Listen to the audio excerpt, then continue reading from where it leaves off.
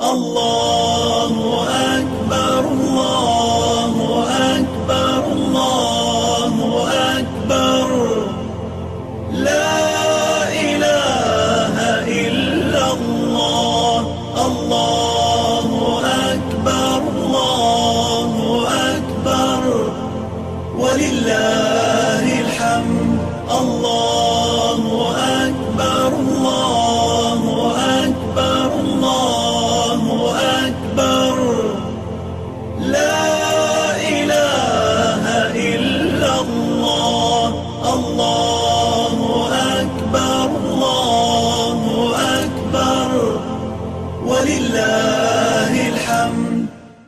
أعوذ بالله من الشيطان الرجيم. بسم الله الرحمن الرحيم. إن الحمد لله نحمده ونستعينه ونستغفره ونستهديه ونعوذ بالله من شرور أنفسنا ومن سيئات أعمالنا. من يهده الله فهو المهتدي ومن يضلل فلن تجد له وليا مرشدا. وأشهد أن لا إله إلا الله وحده لا شريك له وأشهد أن سيدنا وحبيبنا وقدوتنا محمد رسول الله صلى الله عليه وعلى آله وصحابته ومن اهتدى بهديه وقتفى أثره إلى يوم الدين.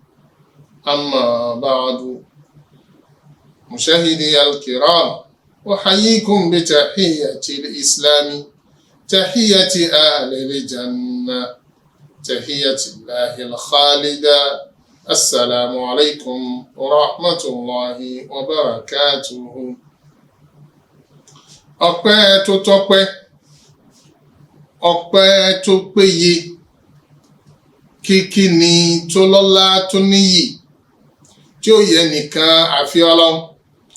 òun náà la fi kí Ọlọ́run, ọpẹ́ náà la sì fún Ọlọ́run ọba, nítorí ọpẹ́ ní ti Ọlọ́run ọba níbẹ̀rẹ̀, ọpẹ́ tó péye náà ní ti Ọlọ́run ọba níparí. Gbogbo ẹ̀ lápapọ̀ la fi ń kí Ọlọ́run ọba bó ṣe ní ká máa kí òun, kí Ọlọ́run ọba kó gba ọpẹ́ náà lọ́wọ́ wa. A dúpẹ́ fún Ọlọ́run lórí àwọn oore rẹ̀ tí ò níye, tí ò lóǹkà, tí ò níbẹ̀rẹ̀, tí ò sì níparí, tó já sí wípé kó tó ṣẹ̀dá wa oore ni, ó dá wa tán oore ni, ó ní a wá sílé ayé oore ni, ó ń ṣètò ọ̀rọ̀ wa gbogbo bó ti ṣe wò ó yẹ, bó ti ṣe yẹ kó rí nítorí. Kò wá sí ń ta ní tá a lè fi fún Ọlọ́run ọba lórí gbogbo yìí tójú wípé ká máa sọ fọ́lọ́run ọba ní gbogbo ọgbà wípé alhamdulillahi rabbil alamin. Ọlọ́run ọba kò gbọ́pẹ́ ní lọ́wọ́ wa. Àwa ń tọrọ ìkẹ́ àti ìgẹ̀ àti ọlá tó péye àti maqamu mahamudu tí Ọlọ́run ọba pèsè kalẹ̀ fún Ànábì wa Muhammad. À ń tọrọ rẹ̀ fún iṣẹ́ ńlá tí Ọlọ́run ọba fi ránṣẹ́ sí gbogbo àgbáláyé pẹ̀lú mímọ̀, pẹ̀lú ìtọ́nisọ́nà, pẹ̀lú oríire, pẹ̀lú àlùbáríkà ìjẹtán. À ń tọrọ ìkẹ́ni fún Ànábì wa Muhammad sallallahu alayhi wa sallam. Ọlọ́run ọba bá wa kẹ́ Ànábì, bá wa kẹ́ àwọn aráalé Ànábì, bá wa kẹ́ àwọn ọmọ Ànábì, bá wa kẹ́ gbogbo sàábé Ànábì wa Muhammad láì dẹ́nìkan sí. Kò mọ́ wàá ṣàláìkẹ́ gbogbo àwa náà tá ń tẹ̀lé ìlànà Ọlọ́run, tá a sì ń tẹ̀lé súnà Ànábì wa Muhammad.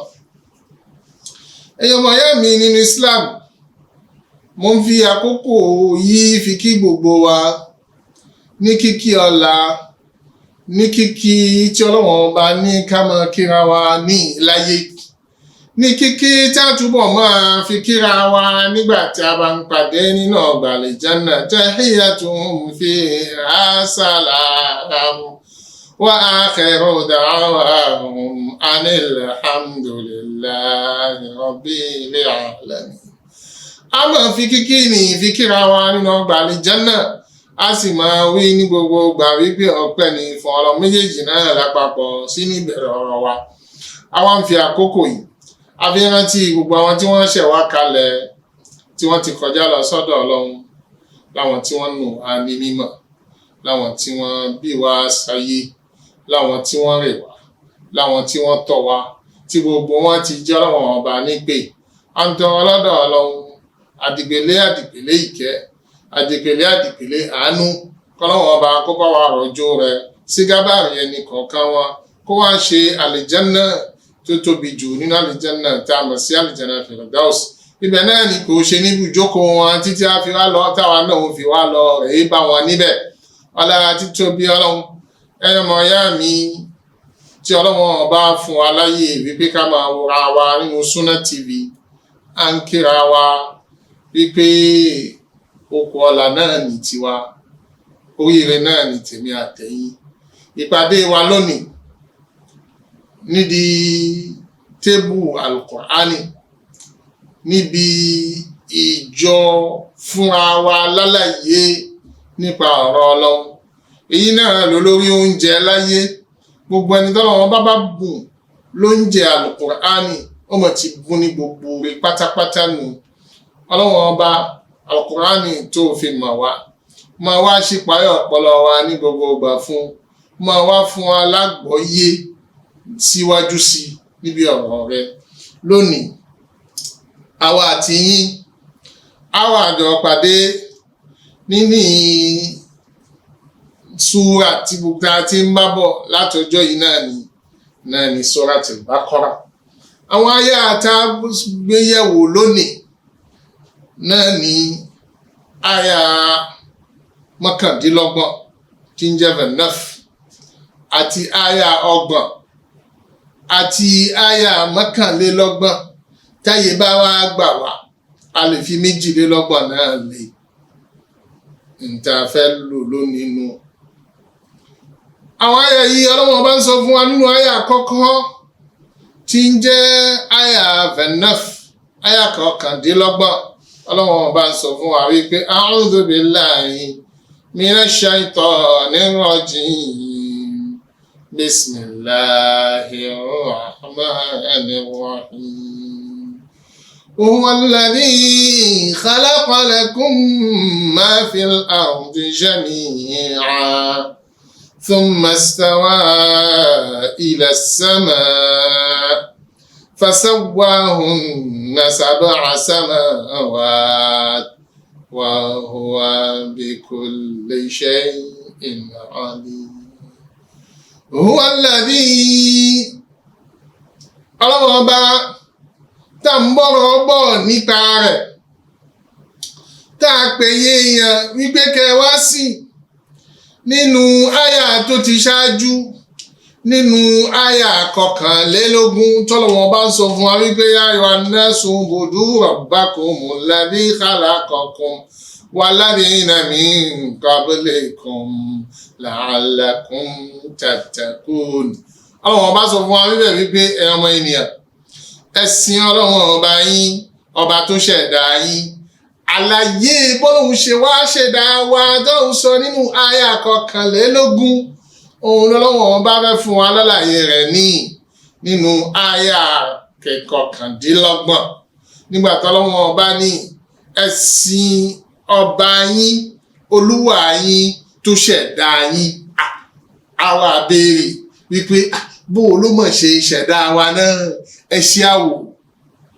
Àlàyé tọ́lọ́run bá fẹ́ fún wa láyé yìí òun nu. Àmọ́ kó tó dibi wípé Ọlọ́run ọba ó ṣàlàyé ṣíṣẹ̀dá wa, Ọlọ́run ọba ti kọ́kọ́ fún wa lálàyé tó wá gbà lẹ́yìn nínú àlàyé àyà ni.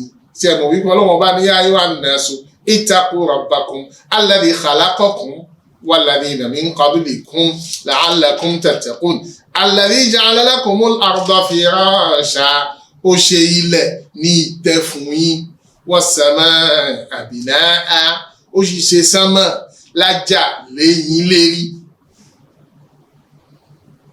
Ọlọ́run kọ́kọ́ ṣàlàyé yìí ná kó tó wá síbí wípé alladhi khalaqakum tó ṣẹ̀dá yín ló fi já sí wípé àyà 29 ni òun ní ṣàlàyé bọ́lọ́wọ̀n bá ṣe dálẹ̀ àti kí ní mẹ́lẹ́rílẹ̀ àtàtàlọ́wọ̀n bá dálẹ̀ fún kó tó wá bọ́ síbi wípé ṣíṣẹ̀dá àwọn ọmọ ènìyàn. Ọlọ́wọ̀n ọba tí mo ní ẹ̀sìn huwa òun náà ní ta ni alladhi khalaqa lakum òun lọ́ba tó ṣẹ̀dá fún yín. Ó dá fún yín kí ni tọ́lọ́wọ̀n bá dá fún yín máa fi láàrín ìṣẹ̀ ní gbogbo tí ń bẹ lérílẹ̀ lásìrọ fẹ́yìn ọmọ ènìyàn. ń já sí pé kò sáyè kan tọmọ ènìyàn lè gbé tí ó jẹ́ ìrọ̀rùn fún, tí ó jẹ́ ìfọ̀kànbalẹ̀ fún, tí ó jẹ́ oríire fún tó tayọ èrí ilẹ̀ tí ń bẹ yìí. Gbogbo tọmọ èèyàn bá lọ wá lẹ́yìn ilẹ̀, lókè ilẹ̀, níbòmíì yàtọ̀ sérí ilẹ̀ kò lè jẹ́ rọrùn fún, nítorí wípé àdábẹ̀ ni kó máa jáyé rẹ̀. Khalaqa lakum ó dáa fún yín nítorí àǹfààní yín, nítorí ìṣẹ̀mí yín, nítorí kẹ́ ẹ lè ríbi gbé, nítorí kẹ́ ẹ lè rí fọkànbalẹ̀. Gbogbo tó lè jẹ́ àǹfààní fún yín bẹ́ẹ̀ lọ́wọ́ bá ṣe síbẹ̀ fún yín. Gbogbo tí ń bẹ lérílẹ̀, léyìí tẹ́ jẹ, léyìí tẹ́ mu, léyìí tẹ́ gùn, léyìí tẹ́ lò, gbogbo ẹ̀ la pèsè kalẹ̀ fún yín. Láti bí láti máa rálàyé wípé ilẹ̀ lọ́lọ́wọ́n bá kọ́kọ́ dá, nítorí wípé àwọn àyà ó ti ń ṣàlàyé fún wa. Tẹ́ bá wo àyà ti súrátì Fúsílátì tọ́lọ́wọ́n bá ti sọ fún wa wípé èyí ti rí innakum la takfuruna billadhi khalaqal arda fi yawmayn. Ṣé ẹ máa wá ṣe kèfèrí sí Ọlọ́run bí ẹ máa ṣe kèfèrí bí sí Ọlọ́run ọba wo tó já dá ilẹ̀ ní fún ọjọ́ méjì kó tó wá dìbí kó wá dá sánmà. Ǹgbà ó dálẹ̀ fún ọjọ́ méjì, ó dá sánmà náà fún ọjọ́ méjì, ó tó wá lo ọjọ́ méjì ó fi wá pèsè tọ́mọ ènìyàn ó lò lérí ilẹ̀. Fi arba'ati ayyamin sawa'in lisa'ilina ń jẹ́ sí ọjọ́ mẹ́rin lọ́wọ́ bá lò fúnlẹ̀. Gbogbo ń tá a lè nídìí mẹ́rin lọ́wọ́ bá ṣe síbẹ̀ fún wa ní gbogbo tọ́mọ ènìyàn lè lò, tó gbogbo tọ́mọ ènìyàn nídìí ẹ̀. Kódà èyí tí ó jẹ́ ń tí àpèsè rẹ̀ sérí ilẹ̀ asọ́kalẹ̀ láti sábà wípé kó máa bẹ́ẹ̀ bẹ́ẹ̀ kó náà máa gbé bẹ́ẹ̀, nítorí pé ọmọ ènìyàn padà wá nídìí rẹ̀ tó bá yá. Òun ni irin tó já sí wípé asọ̀kalẹ̀ láti sánmà sérí ilẹ̀ ni èyí ń bẹ lábẹ́ ilẹ̀, gẹ́gẹ́ bí ó ṣe wà nù Suratu Hadid. Ìyá sí wípé Ọlọ́run bá ti mọ oríṣiríṣi tọ́mọ ènìyàn tí ó nídìí rẹ̀, Ọlọ́run tí wá pèsè rẹ̀ kalẹ̀ síbí fún wa. Lóde òní tí ò bá sí irin kí ni tá a lè dá ṣe? Kò sí nǹkan kan tá a ṣe lásìkò wa tá a ń bẹ̀ yìí. Ní generation tiwa tí à ń lọ yìí, irin náà làbí ń ṣe gbogbo ọ̀pọ̀lọpọ̀ ń dá ń ṣe. Ọlọ́run bá ti fi pèsè kalẹ̀, bá kọ́lé lónìí ni a ṣe plẹ́ẹ̀nì ni a ṣe gbogbo ń dá abẹ́ ṣe, irin láfi ṣe gbogbo láti rí abẹ́ ilẹ̀ náà ni. Alhamdulillah, Ọlọ́run ọba ló ṣe gbogbo yìí fún wa. Ọlọ́run ọba ní huwa alladhi khalaqa lakum ma fil ardi jami'an. Nígbà tá a ṣẹ̀dá gbogbo ohun tí ń bẹ lérí ilẹ̀ fún yín pátápátá. Thumma stawa ila samai. Lẹ́yìn tá a parí tilẹ̀, istawa ila, Ọlọ́run ọba wa dojú kọ sánmọ̀. Kó ṣàkíyèsí dáadáa. Kálímà yìí, kálímà stawa, kálímà kan tán láti gbọ́ àlàyé rẹ̀ dáadáa ni. O gbọ́dọ̀ ṣì í mú. Tó o bá ṣì í mú ti lè kó bọ̀. Ó ti lè tíbẹ̀ ya kèfèrí, ó ti lè tíbẹ̀ ya kó lè rí ìlànà Ọlọ́run. Istawa tó bá wá, máa wo kí ló wá lẹ́yìn rẹ̀. Harafi wo la fi ṣe tàádì rẹ̀. tá a bá sọ wípé istawa ala ó bọ́ sérí rẹ̀ nu ó ti lè já sí wípé ó dọ̀gá lérí rẹ̀ ó ti lè jẹ́ kó dá láṣẹ lérí rẹ̀ ń jẹ́ sí wípé istawa alayhi ó ti lè mútùmọ̀ istawla alayhi.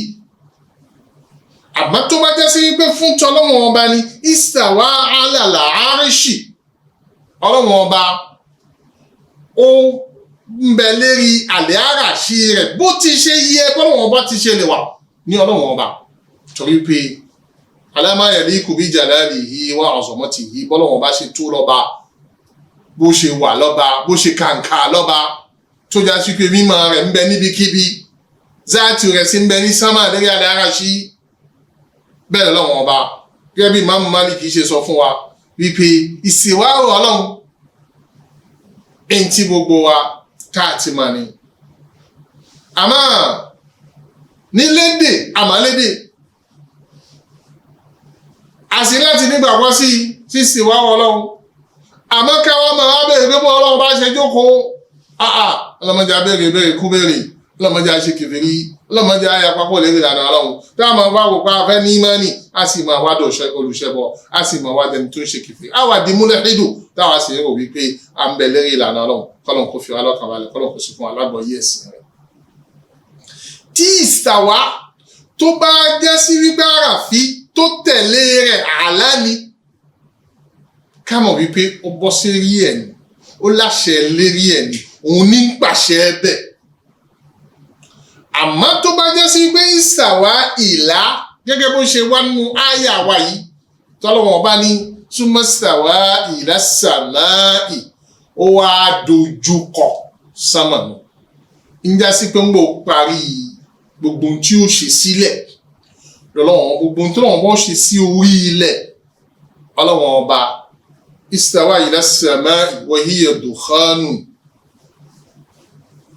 tó jẹ́ sí wípé èéfín ní gbogbo ẹ̀ níbẹ̀rẹ̀ kọ́lọ́hún tó wá bẹ̀rẹ̀ sí ní ṣẹ̀dá sánmà kọ̀ọ̀kan fasawwahunna sab'a samawati thumma stawa ila samai ọlọ́run bá wá dojú kọ sánmà fasawwahunna sab'a samawati ọlọ́run bá ó wá tó ó wá sẹ́ẹ̀tì rẹ̀ ní sánmà méje nípele ìpele sánmà méje a sì mọ̀ wípé hadithu Isra'i ó ti fún alálàyé bí sánmà kọ̀ọ̀kan ó ti fún alálàyé wípé sánmà ọ̀tọ̀ọ̀tọ̀ ni ó kò ní sánmà àkọ́kọ́ lọ sí sánmà kejì lọ sí sánmà kẹta lọ sí sánmà kẹrin lọ sí sánmà karùn-ún títí ó fi alọ́dé sánmà ẹ̀kẹfà tí fi parí sí sánmà ẹ̀keje á tún kọjá sánmà keje lọ́lọ́run kó tó di gádì Sidratil Muntaha ká tó máa wá lọ bí ti ọlọ́run ọba záàtì ọlọ́run ọba kàǹkà ọlọ́run níbi tí ọlọ́run ọba ti ń lò ọlá rẹ̀ tí ó sí ẹ̀dá kan tó lè débẹ̀.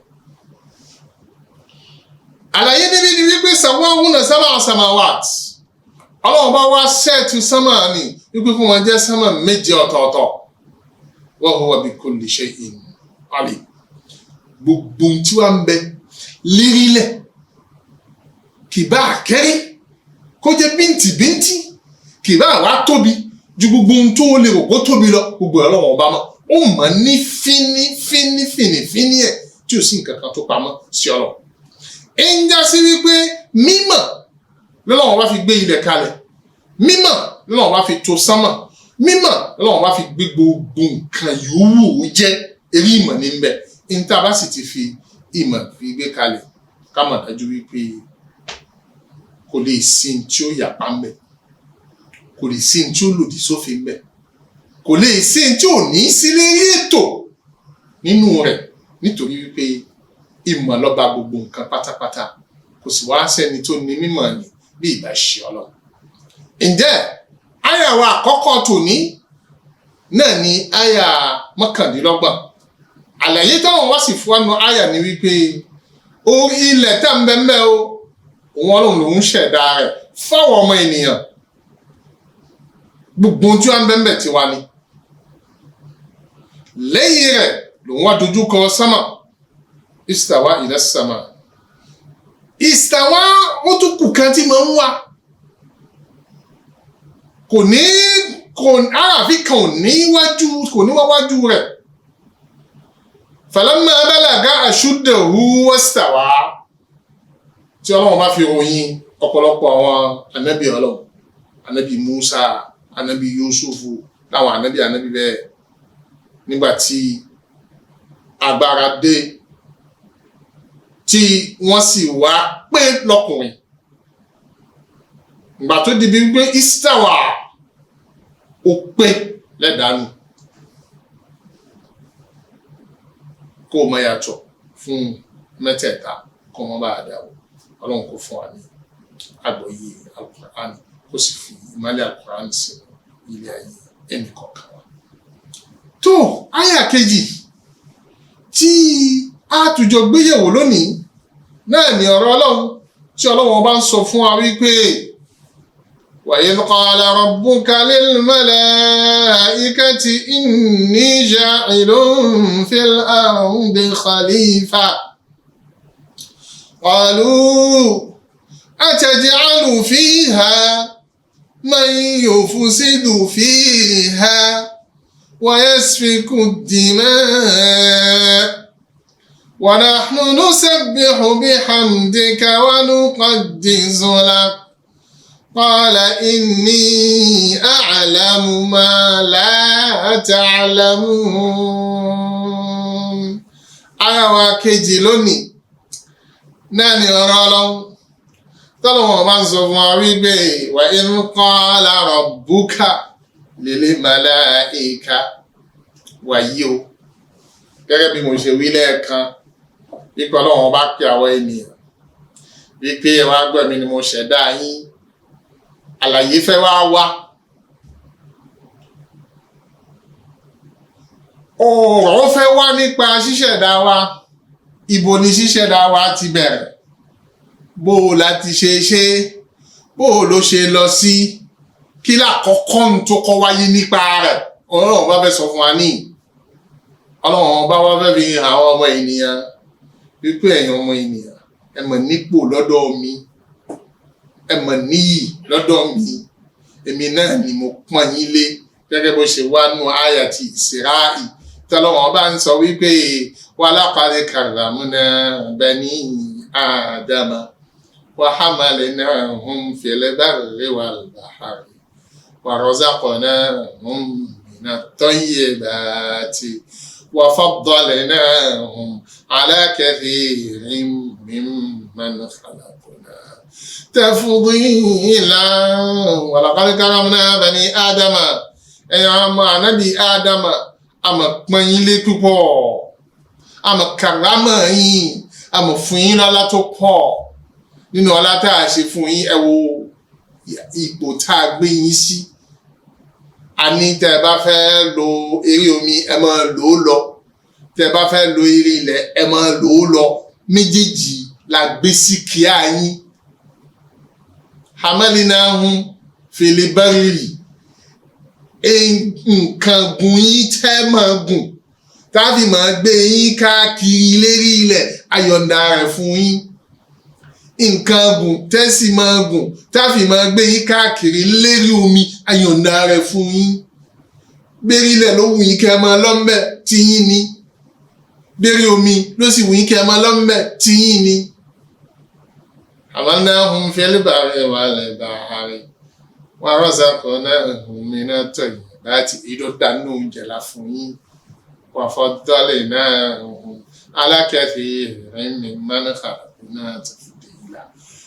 Ọlá tá wá gbé fún yín ó ju ọlá tá fún ọ̀pọ̀lọpọ̀ náà àwọn ẹ̀dá lọ. Ó ju ọlá tá fún ọ̀pọ̀lọpọ̀ náà àwọn ẹ̀dá wa lọ.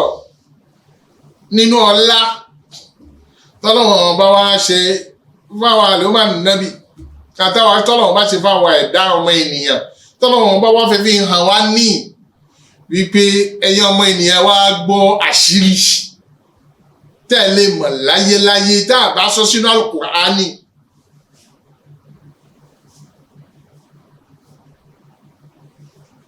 Sí ní sánmà nígbà tálàyé ń lọ láàrin Ọlọ́run ọba àti àwọn màláíkà.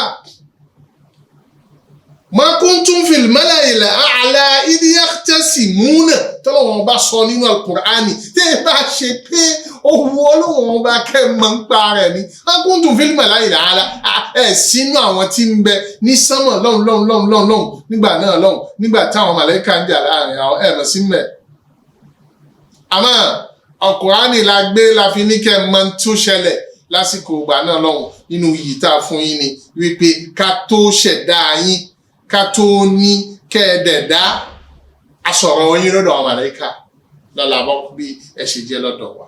ǹjẹ́ èyí ni bẹ̀rẹ̀ ọ̀rọ̀ wa lónìí a tún máa padà wá lẹ́yìn ìgbà tí a bá sinmi díẹ̀ ká tún máa kábà lè tú àyà yìí fún yín kẹ́ẹ̀bà lè mọ̀ tí Ọlọ́run bá sọ níbẹ̀ àmọ́ ẹ̀kọ́ mu dání wípé Ọlọ́run bá pọ́n wa lé ó fún wa níyì ó kọ́kọ́ gbọ́rọ̀ wa sírí àtẹ níwájú àwọn màláíkà kó fi wo kí ni wọ́n fẹ́ wí nípa wa kó fi lè fi ọlá wa fi hàn wọ́n kó fi lè rí wá ṣe tó lọ́dọ̀ wọn Ọlọ́run bá fi hàn àwọn màláíkà tòun ti wí pé láti inú ẹ̀rọ ìfọlọ́run lóun ti fẹ́ dà wá àwọn sì ní ìmọ́lẹ̀ gbòò sí làwọn tá a bá ní àwò á rí wípé ìmọ́lẹ̀ àti ọ̀rọ̀fọ̀ ayé ẹgbẹ́ tí ó ṣe é fi wéra wọn àmọ́ tòun ti bẹ́ẹ̀ náà Ọlọ́run bá ní bó fẹ́ bó já sí wípé láti inú yẹ̀pẹ̀ tá a fi omi sí la fi dá àwọn àmọ́ ẹ wá gbọ́ bí wọ́n ṣe tó. ǹjẹ́ a tún máa padà tí ẹ tún máa gbọ́ àlàyé tí a máa tẹ̀síwájú sí nínú àyàwó ẹ̀ kí Ọlọ́run ọba kó fún alágbọ̀yé al-Qur'ani kí Ọlọ́run ọba kó jẹ́ kí ìmọ́lẹ̀ al-Qur'ani kó máa bẹ nínú ilé ayé àmì àtẹ̀yìn. ǹjẹ́ títí tá a tó fi máa padà ẹ máa bẹ lálàáfíà ó rẹ Ọlọ́run kó máa lé pẹ̀lú ẹnì kan. Allahu akbar, Allahu akbar, Allahu akbar. La ilaha illa Allah. Allahu akbar, Allahu akbar. Walillahil hamd. Allahu akbar, Allahu akbar, Allahu akbar. La ilaha illa Allah. Allahu akbar, Allahu akbar. Walillahil hamd. Alhamdulillahi rabbil alamin. والصلاة والسلام على رسول الله الأمين وآله وصحبه وسلم. ẹ̀yin ọmọ yà wá tí ẹ ń wò wá ní Sunna TV Yorùbá àmọ̀tí tún padà tá ń kí yín à ń kí lóko ọ̀la lóko yìí wípé kẹ́ni kọ̀ọ̀kan wá níbi tá ń bẹ kórí Ọlọ́run ọba kó máa lé sí nínú ilé ayé wa káàánú Ọlọ́run ọba kó túnbọ̀ máa pọ̀ kó máa gbòòrò nínú gbogbo iṣẹ́ ẹnìkọ̀ọ̀kan wa. gbogbo ẹ̀yin tí ẹ ṣẹ̀ṣẹ̀ ń wọlé tẹ́ ń wò wá báyìí kẹ́ ẹ mọ̀ wípé tafsiri al-Qur'an la máa ń bá lọ nínú suratul Baqara náà ni sura tí à ń tú lọ fúnra wa àyà tí a sì fẹ́ mẹ́nu bà nísìn náà ni àyà 30 àyà 30 náà ni àyà tí a fẹ́ tú fúnra wa nínú al-Qur'an. ẹ̀yin náà ẹ lè tara lọ mú al-Qur'ani yìí kẹ́ ẹ máa bá wa kálọ. Ọlọ́run bá ń sọ fún ọ́nà al-Qur'ani wípé a'udhu billahi minash shaitanir rajim wa idh qala rabbuka lil malaikati inni ja'ilun fil ardi khalifa qalu ataj'alu fiha man yufsidu fiha wa yasfiku ad-dima' ونحن نسبح بحمدك ونقدس لك قال إني أعلم ما لا تعلمون وإذ قال ربك للملائكة Ọlọ́run ọba ní ẹ̀yin èèyàn tẹ́ ẹ bá mọ̀ ẹ wá gbọ́ mímọ̀ yín ò tẹ̀lé débẹ̀ àfi ká sọ fún yín ẹ wá gbọ́ yìí o nínú oore nínú yìí tá a máa ṣe fẹ́yàn ọmọ ènìyàn ni wípé a sọ̀rọ̀ nípa yín lọ́dọ̀ àwọn màláíkà ká tó ṣẹ̀dá yín kí la wá sọ fún àwọn màláíkà lọ́wọ́ bá ní mò ń sọ fún àwọn màláíkà wa idh qala rabbuka àti rárá wa létí tẹ́lẹ̀ pé gbogbo ìgbà tá a bá ti rí rọ́bù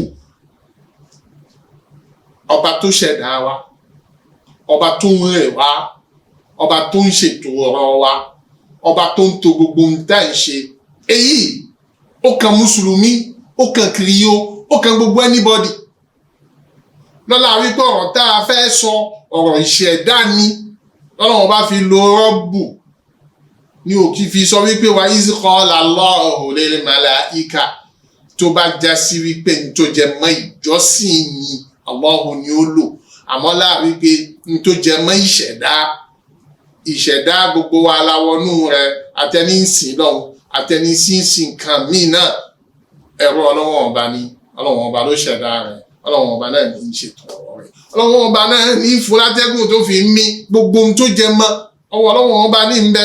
Ọlọ́run ọba ní nígbà táwọn Ọlọ́run ọba ní sánmọ̀ lọ́hùn tá a dojú ọ̀rọ̀ kọ àwọn màláìka, àwa ń sọ fún wọn báyìí wípé inni ja'ilun fil ardi khalifa, dájúdájú èmi Ọlọ́run ọba ní sọ̀rọ̀, ja'ilun mo fẹ́ fi sérí ilẹ̀, mo ń fẹ́ ṣẹ̀dá sérí ilẹ̀. Ja'ilu yóò mú túmọ̀ ìṣẹ̀dá wá, yóò sì mú túmọ̀ ìfi sérí ilẹ̀ wá, méjèèjì ló lọ. Ànábì Ádámà á ṣẹ̀dá tiẹ̀ ní sánmà, àwọn àgbẹ̀ wá sérí ilẹ̀. Àwọn èyí tó kù nínú Ànábì Ádámà àti Hawau, àwọn méjèèjì aṣẹ̀dá tiwọn ní sánmà, àgbà àwọn méjèèjì wá sérí ilẹ̀, àmọ́ gbogbo àwọn yòókù lẹ́dà Ọlọ́run ọba orí ilẹ̀ báyìí náà láti máa ṣẹ̀dá wa, méjèèjì ló ń lọ. Inni ja'ilun fil ardi, mo fẹ́ ṣẹ̀dá rẹ̀ fún ilẹ̀.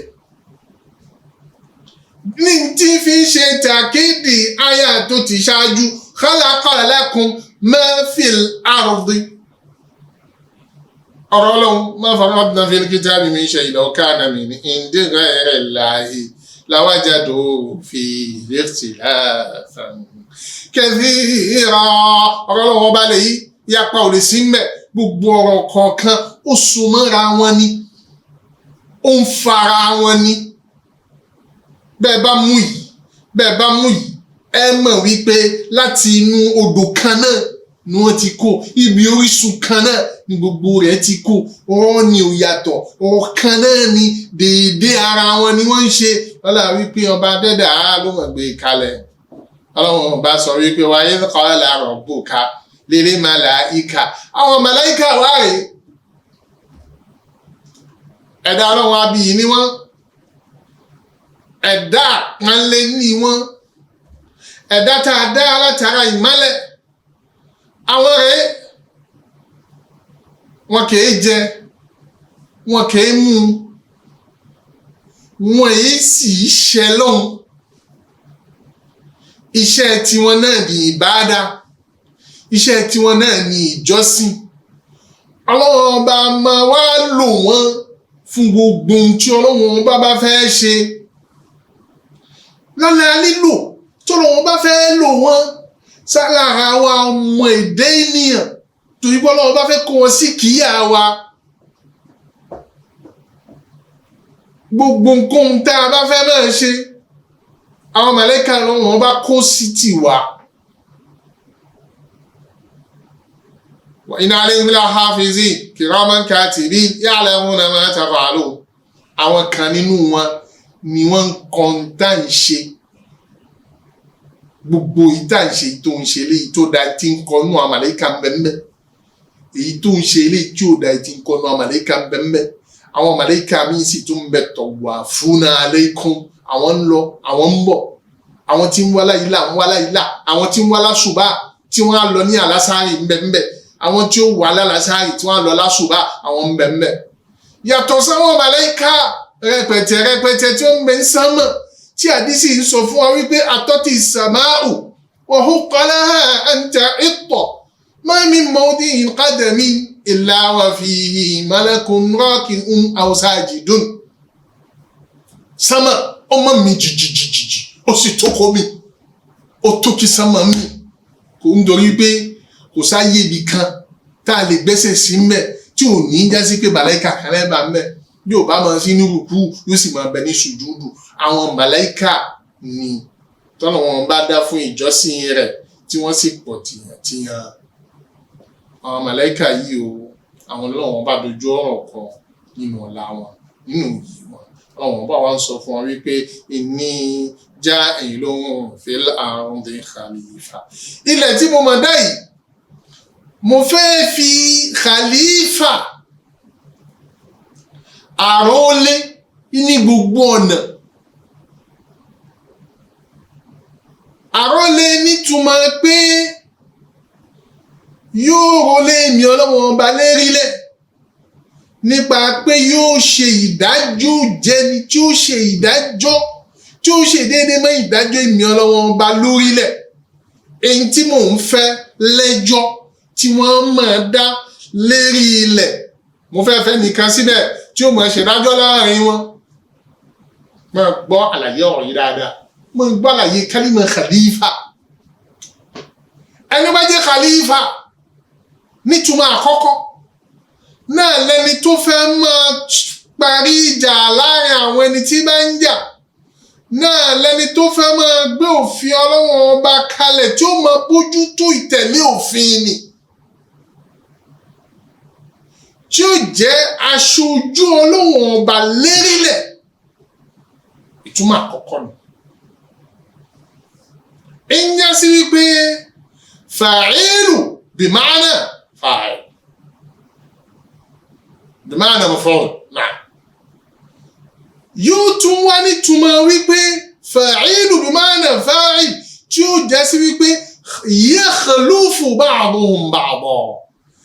Ẹni tí ẹnìkan ó máa lọ tẹ́lòmí ó máa tẹ̀lé, tẹ́nìkan ó máa lọ tẹ́lòmí ó máa tẹ̀lé, tẹ́nìkan ó máa lọ tẹ́nìkan ó máa bọ́ sẹ́yìn rẹ̀. Túmọ̀ kejì túnú.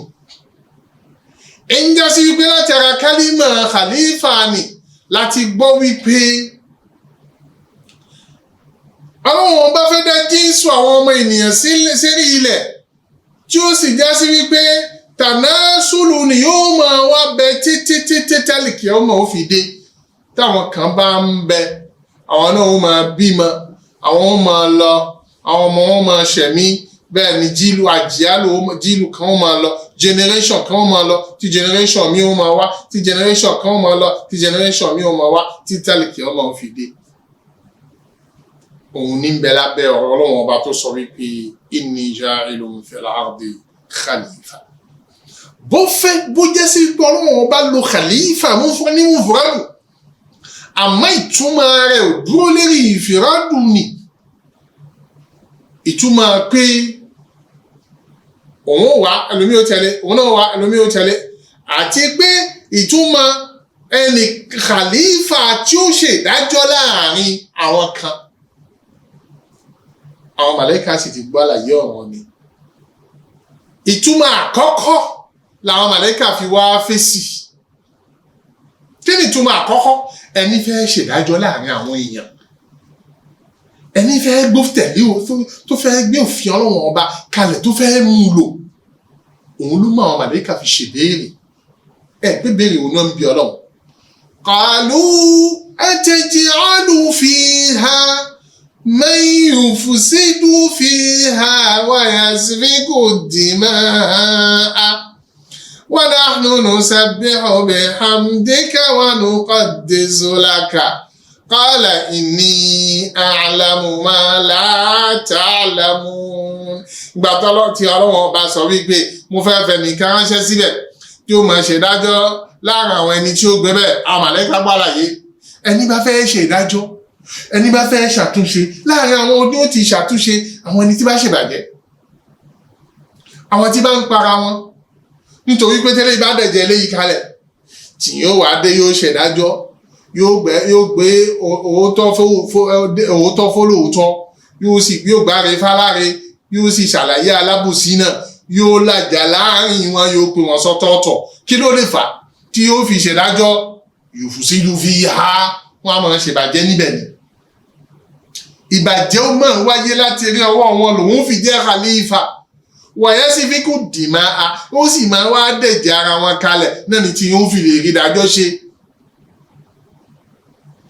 nínú ìtumọ̀ tàkọ́kọ́. Bẹ́ẹ̀ náà sì tún ni tá a bá wá mú lérí ìtumọ̀ ti kejì. Ìtumọ̀ tàkọ́kọ́ ni wípé khalifa ẹni tí ó ṣe aṣojú Ọlọ́run tí ó máa wá ṣe dájọ́ láàrin àwọn ẹni tí bá ń ní apá sọ̀rọ̀ Ọlọ́run. Ìtumọ̀ kejì náà ni àwọn tí ó máa ń rolé ara wọn, tẹ́nìkan ó máa lọ tẹ́nìkan ó máa wá, tẹ́nìkan ó máa lọ tẹ́nìkan ó máa wá. Ìbéèrè àwọn màláíkà àtẹ́jíàlù bá ń gbọ́ dáadáa. Ìsìfàmù yìí kìí ṣe ìsìfàmù ìkárí o, torí ọ̀pọ̀lọpọ̀ a máa tú nítumọ̀ ìsìfàmù ìkárí. Wá ti rí Ọlọ́run tó o fẹ́ wá ṣẹ̀dá àwọn ẹnìkan sílẹ̀, tó o bá mú un lérí ìsìfàmù ìkárí àbí tó o bí rí ó ṣẹlọ̀. Bẹ́ẹ̀ni, torí pé ó lòdì sáwọn àyà yòókù tó wà nínú Al-Qur'an. Kó o ṣọ́ra tó bá fẹ́ mọ tú àyà yìí, tó ọ̀pọ̀lọpọ̀ nínú àwọn àfáà wọn a máa tú bẹ́ẹ̀ mistake ńlá sí. Kí ló fi jẹ́ mistake? Nítorí pé nígbà tí Ọlọ́run bá ń ṣàlàyé àwọn màláíkà fún wa, Ọlọ́run bá ń sọ fún wa wípé la ya'suna Allaha ma amarahum wa yaf'aluna ma yu'marun. Àwọn màláíkà wọn kì í ṣàlọ́n, àwọn màláíkà wọn kì í lòdì sí àṣẹ tí Ọlọ́run bá pa fún wọn. Wa yaf'aluna ma yu'marun. Ìdá bá sì pa wọ́n láṣẹ rẹ̀, gẹ́lẹ́gẹ́lẹ́ rẹ̀ ni wọ́n máa ń ṣe. La yasbiqunahu bil qawli wa hum bi amrihi ya'malun. Tẹ́ bá wá lọ tú ní pé ìsìfàmù ìkárí ni àbí ìsìfàmù tawbihi ni, ǹjẹ́ sí pé yasbiqunahu bil qawli ni, yasbiqunahu bil qawli ni. Ó ti lè ti bẹ̀ ṣe kèfèrí o, wá ṣọ́ra. Wọ́n tó fẹ́ mọ tú Al-Qur'ani wádìí rẹ̀ dáadáa, farabalẹ̀ tó tú. Ìsìfàmù níbi ìsìfàmù haqiqi ala ma'nahu ìsìlámì ni. Wọ́n ń béèrè lọ́dọ̀ Ọlọ́run ọba ni wípé ìrẹ́ Ọlọ́run àgbọ́yé tá ń gbọ́ látara kíní yìí ni wípé bí wọ́n ṣèdájọ́ láàrin àwọn méjì tí ń jà sí wípé àwọn kan ṣèdájọ́ lérí ilẹ̀ làwọn tí bí fẹ́ ṣèdájọ́ lérí wọn ni, àbí pé wọ́n dẹ̀jẹ́ àwọn kalẹ̀ làwọn tí bí fẹ́ fi ṣèdájọ́ ni. Ìbéèrè ni. Kọ́dà bó tún mú lérí ìtumọ̀ kejì náà tí ń já sí wípé ẹnìkan ó máa lọ ẹlòmíì ó máa wá lẹ́yìn rẹ̀, ẹnìkan ó máa lọ ẹnìkan ó máa wá lẹ́yìn rẹ̀. Ìbéèrè náà tuntun ni, ìsìfàmù àkíkí náà ni. Ìbéèrè pọ́nbélé ni, kì í ṣe pé tàtàkù, kì í ṣe ti hasadi, kì í ṣe ti kórìíra, kì í ṣe pé àwọn màláíkà kórìíra àwọn ènìyàn, kì í ṣe pé àwọn màláíkà ò fẹ́ gba tọ́lọ́hun, kì í ṣe pé àwọn màláíkà ń ṣe fàáfàá pẹ̀lú Ọlọ́hun. Wọn lè ṣe bẹ́ẹ̀ tó pẹ̀ dá tí wọn ò rí bẹ́ẹ̀. Ǹjẹ́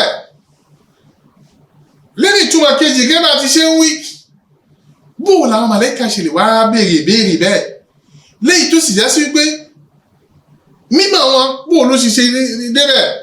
Nínú ọ̀pọ̀lọpọ̀ ẹgbà wá tí Ibn Abbas gbà wá fún wa, tí ń bẹnu tafsir Ibn Jarir at-Tabari, tí Ibn Kathir náà sì mú àwọn apá kan wá nílẹ̀, ní wípé nínú àwọn ẹ̀dá tí Ọlọ́run bá ti ṣe ṣẹ̀dá wọn tí àwọn náà ti gbé rí ilẹ̀ tẹ́lẹ̀, àwọn àlùjànnú mẹ́mẹ́.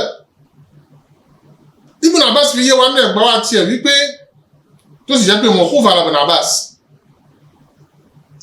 wípé Ọlọ́run ọba ti dá àwọn àlùjànnú wá sí ilẹ̀, táwọn yìí wọ́n ti ṣe ìbàjẹ́, wọ́n ti lura wọn pa, wọ́n ti ṣe ìbàlẹ̀jẹ́ lérí ilẹ̀ Ọlọ́run, tọ́lọ́run ọba wa palẹ̀ wọn mọ́ kò lérí ilẹ̀ wípé ẹ̀yin wọ̀nyí ẹmọ iṣẹ́ kì í ṣẹ̀dá tó lè gbérí ilẹ̀, láfi lọ kọ́ wọn dà sínú àwọn àpáta, sínú àwọn kòtò, sáwọn àyè míì, sáwọn ọ̀nà jíjìn kó lérí ilẹ̀ pé kí Ọlọ́run kí wọ́n clear ilẹ̀ fún wa.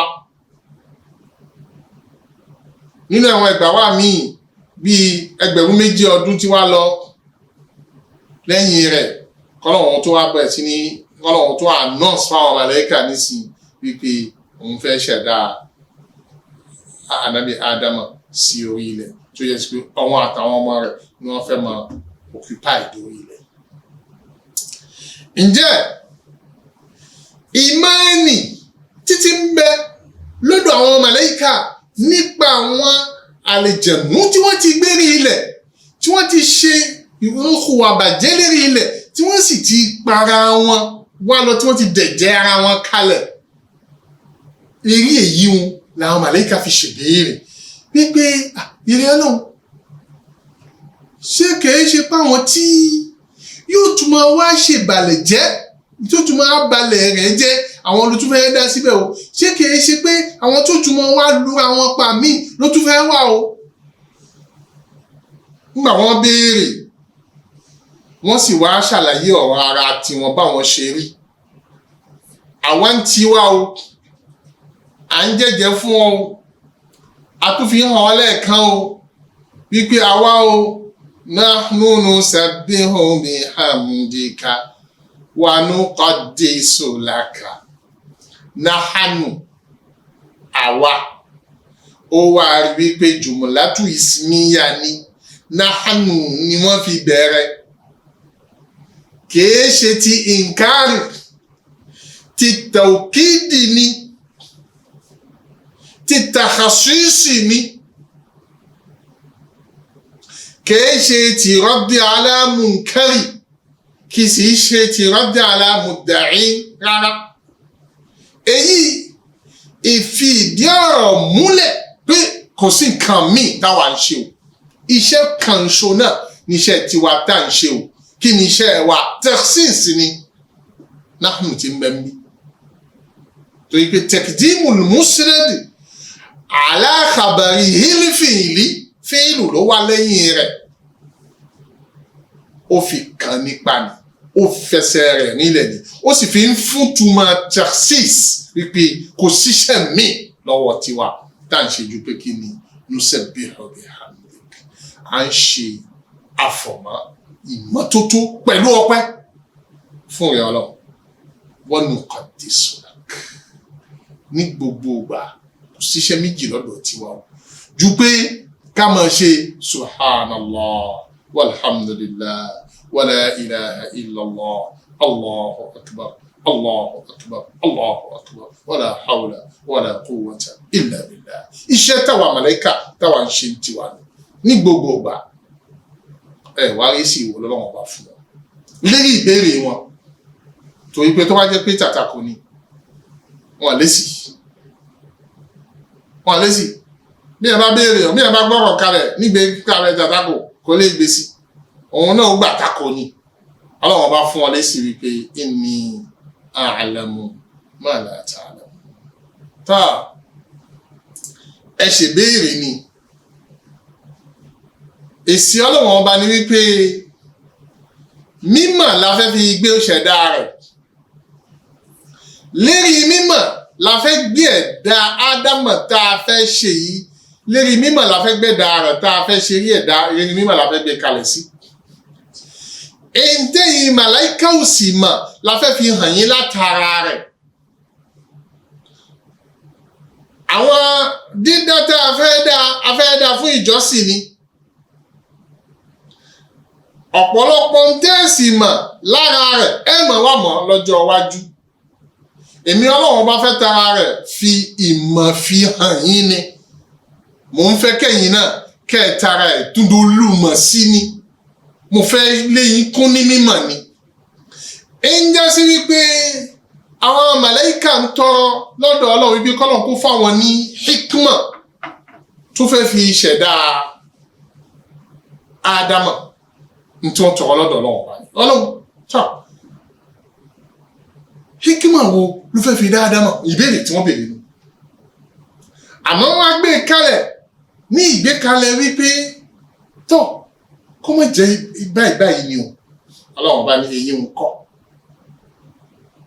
àmọ́ kìí wá ṣe pé Ọlọ́run bá kó èyí ń kó nínú tí wọ́n sọ torí tó wáyé pọ́lọ́ bá sọ fún wọn wípé rárá o ìbàjẹ́ ò ní wáyé láti rí ọwọ́ wọn ìpara wọn ò sì ní wáyé láti rí ọwọ́ wọn ni àbá ti mọ́rí ẹ̀dá kan lérí ilẹ̀ tí ó pọ̀ mọ́ làkejì àbá ti mọ́rí ẹ̀dá kan lérí ilẹ̀ tí ó bá orílẹ̀ Ọlọ́run bá jẹ́ àmọ́ gẹ́gẹ́ bí àwọn àfáà ṣe máa ń sọ Ọlọ́run bá dákẹ́ sí rí ẹ̀kọ́ fèsì Ọlọ́run bá dákẹ́ nípa ìyíhun kò fèsì lérí wípé èyí tẹ́ mọ̀ ìbẹ̀m̀bẹ̀ èyí tẹ́ mọ̀ lẹ sọ yẹn lérí ẹ̀rí tẹ́ rí lérí àwọn tó ti ṣẹlẹ̀ àbí lérí ìtumọ̀ tẹ́ gbọ́ yìí. Àmọ́ àwọn èyí tó wá pọ̀ tìyàn láwọn ànábì Ọlọ́run tá a fi ránṣẹ́ tí wọ́n ṣe nǹkan mèremère tí wọ́n ṣe ìjọsìn mèremère tí wọ́n sì fi mímọ̀ fi ayé wà rí. Àwọn ẹni wa tí wọ́n jẹ́ ẹni ọlá, ẹni iyì, ẹni àgbéga, ẹni Ọlọ́run níran tẹ́ mọ̀ padà wá rí. Tẹ́yìn náà bá sì wo gbogbo alamọ hadisi ọjọ́ Àràfá tí Ọlọ́run bá máa ń fi àwọn àlùmọ́ Ànábì wa Muhammad sallallahu alayhi wa sallam fi yanga níwájú àwọn màláíkà nínú inni a'lamu ma la ta'lamuna nínú ẹni tí mo mọ̀ ẹ̀yin ọmọ ènìyàn ẹ̀yin màláíkà ìmọ̀ yín ò mọ̀ débẹ̀. Ǹjẹ́ àyà ọgbọ̀n àlàyé tí ń bẹ fún wa tí Ọlọ́run ọba fi yé wa ní wípé Ọlọ́run ọba dojú ọ̀rọ̀ kan màláíkà, ó fi gbé ipò, ó fi gbé àgbéga fún àwọn ọmọ ènìyàn, ó fi ipò wa hàn àwọn màláíkà kó tó di wípé Ọlọ́run ọba bẹ̀rẹ̀ sí ní ṣe ẹ̀dá wa.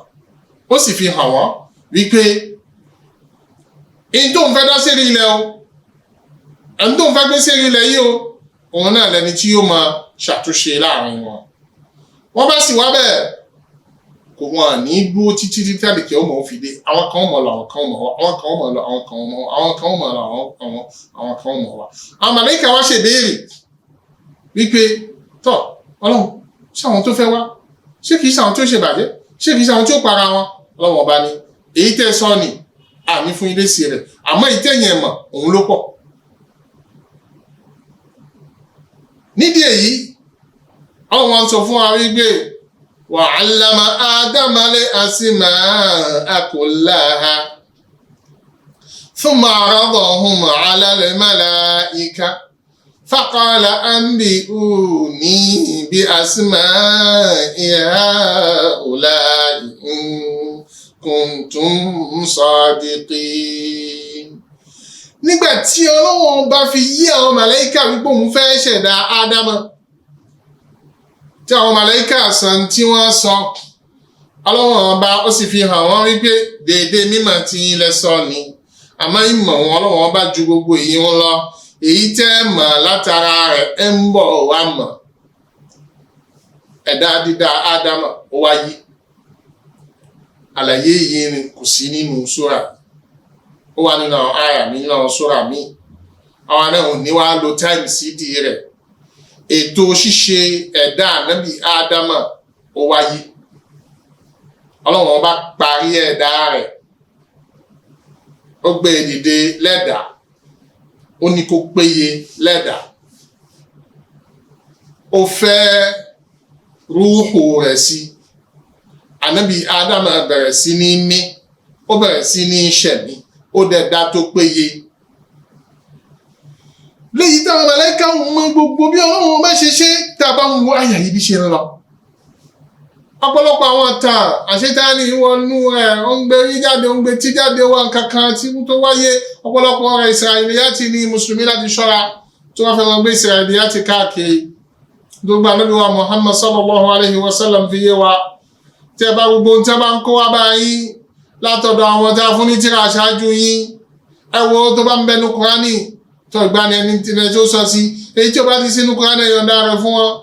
Èyí tí ẹ bá wá rí mbẹ̀ tí ó sì tako, èyí tí ẹ bá sì rí lọ́dọ̀ wọn tí ó tako èyí tí ń bẹnu Kùránì ẹ̀dọ́ ẹ̀ lọ́sàn kankan sí. Lérí bẹ́ẹ̀ àwọn tẹ̀kítàn, àwọn tẹ̀ tí ó bá nǹkan kan mu, àwọn tẹ̀kítàn tí ó fún aláǹfààní kan, àfà mọ̀ sínú àwọn tí ó mọ̀ kó káàkiri o, mọ̀ sínú àwọn tí ó mọ̀ sọ̀rọ̀. Èyí tí wọ́n bẹnu Kùránì eré ẹ̀mí ó ti dúró, èyí tó bá rí súnà tó tì lẹ́yìn nínú rẹ̀ ò ní o sọ sí o.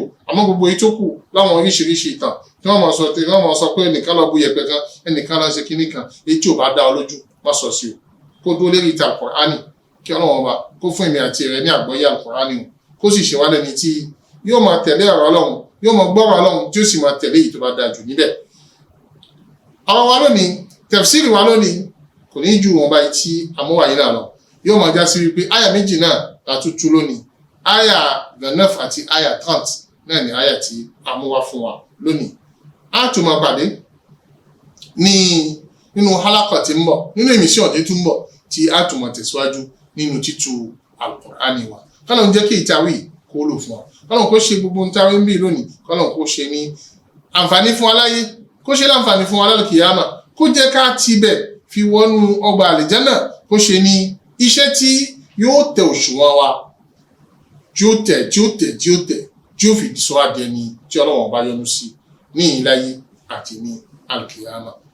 aqulu ma tasma'un wastaghfirullaha al-azim li wa lakum wa li sa'iril muslimina min kulli dhanbin fastaghfiruhu innahu huwal ghafurur rahim. subhanaka allahumma wa bihamdik nashhadu an la ilaha illa anta nastaghfiruka wa natubu ilayk. subhana rabbika rabbil izzati amma yasifun wa salamun ala al-mursalin walhamdulillahi rabbil alamin. الله أكبر الله أكبر الله أكبر لا إله إلا الله الله أكبر الله أكبر ولله